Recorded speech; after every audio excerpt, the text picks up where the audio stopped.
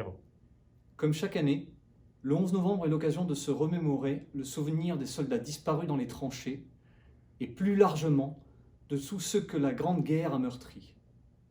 Depuis 2012, il est devenu un jour d'hommage à tous les morts pour la France, qu'ils soient civils ou militaires, qu'ils aient été tués dans des conflits actuels ou anciens.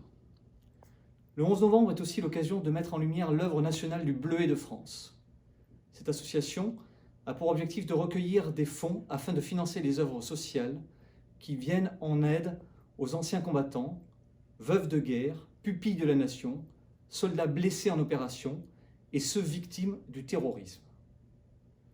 En ces temps difficiles où terrorisme et pandémie ponctuent tristement notre quotidien, donner à cette association est donc un acte de civisme et de solidarité. Il y a 3 mois, je quittais le Mali après une année passée comme général adjoint en charge des opérations contre les groupes armés terroristes dans la bande sahélo-saharienne. Une année marquée par un engagement de tous les instants. Une année marquée par la disparition de 20 camarades de combat, dont 13 le 25 novembre 2019, mais surtout une année au cours de laquelle j'ai côtoyé intimement la douleur des blessés et de leurs familles. Plus que jamais, cette expérience m'a fait prendre conscience de l'importance de l'œuvre nationale portée par le Bleuet de France.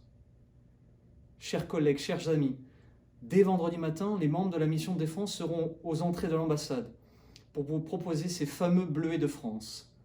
Il vous suffit de déposer quelques dollars ou euros à votre convenance pour recevoir ce témoignage de solidarité avec nos soldats et leurs familles et ainsi porter haut et fort leur devise « Aidons ceux qui restent ».